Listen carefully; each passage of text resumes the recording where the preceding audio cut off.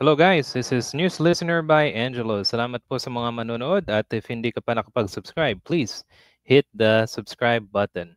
Okay, kung natatandaan nyo just today, sabi ni Cheese Escudero ay isa siya sa mga kaibigan ng isang kontraktor sa flood control project ng ating gobyerno.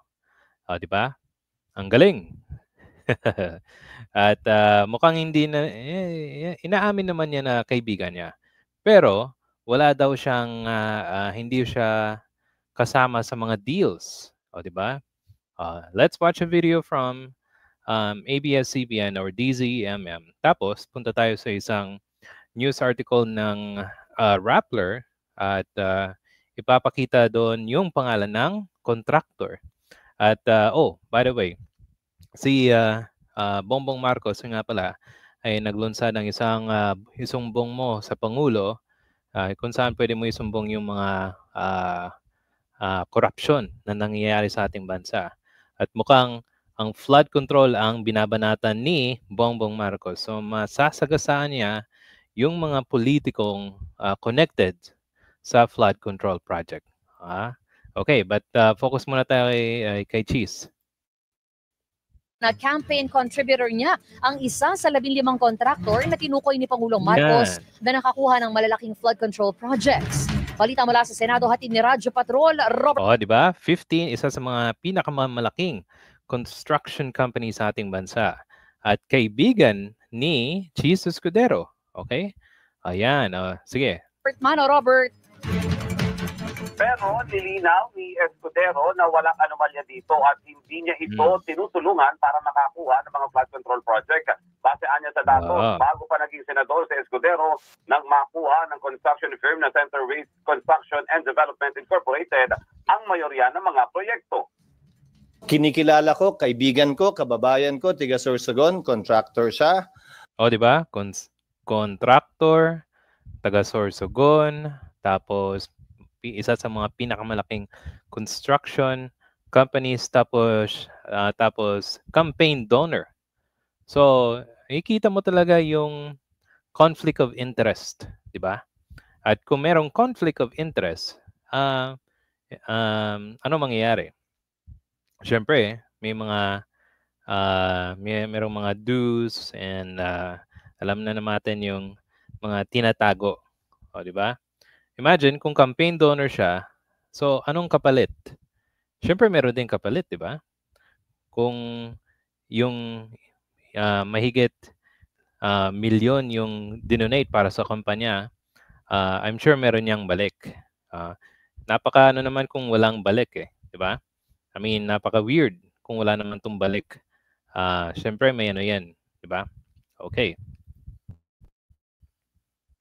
Pero ang nakuha niya ay 5.4 billion di umano.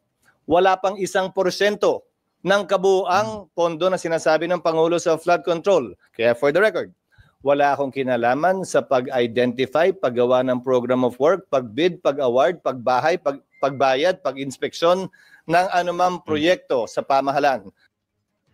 Dagdag pa ng Senador, ang malisyosong pagdadawi sa kanya dito ay bahagi ng sinasabing demolition job laban sa kanya. Kasi siguro ang demolition job na ginagawa sa kanya, I'm not sure. Hindi naman natin alam kung sino pero mukhang very effective.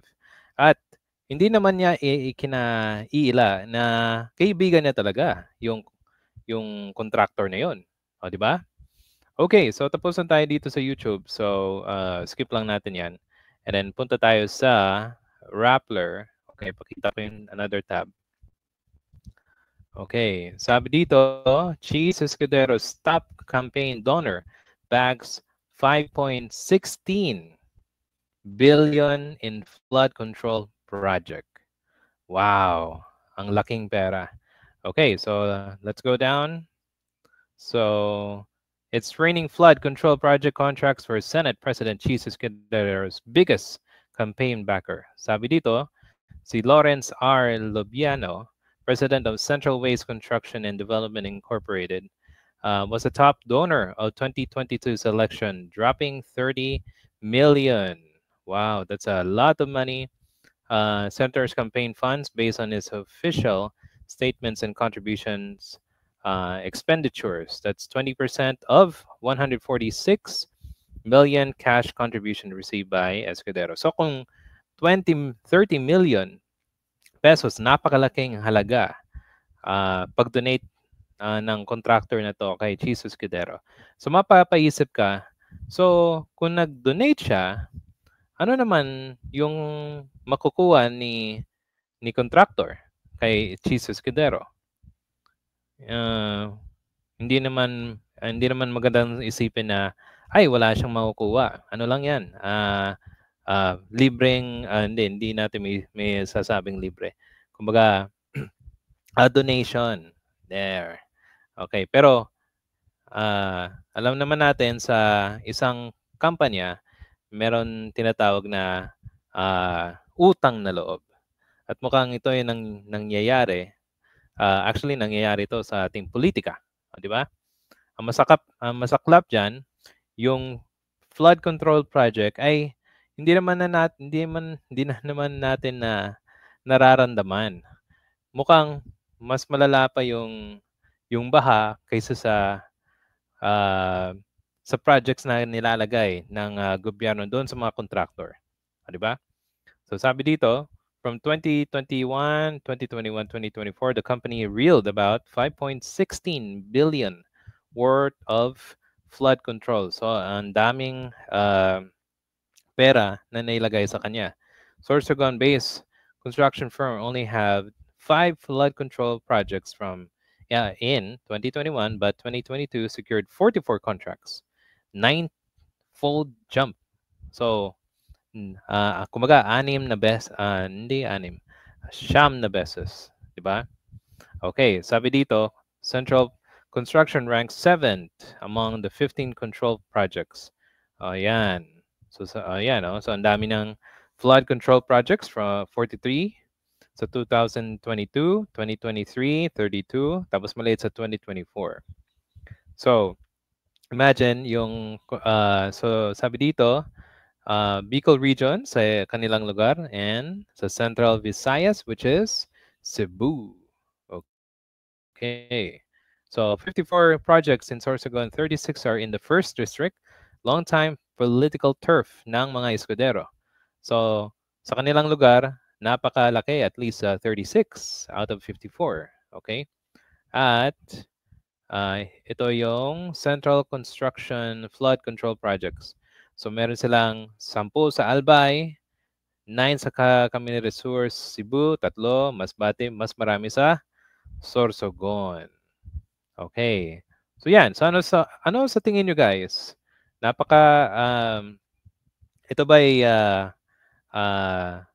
ba'y napaka laking I wouldn't say scandalo, but more like pagbubunyag ng ating Pangulo. Di ba? Wow. Kung titignan mo, parang parang bardagula na. Kasi binubunyag na yung mga flood control, kasi ang flood control ngayon ginagamit ng ng pareho sa pork barrel, di ba? Ilang porsyento ng pera nasa contractor, tapos pumupunta yung iba sa politiko. Hindi ito galing sa akin, galing ito sa mga taong may alam sa gobyerno. Okay?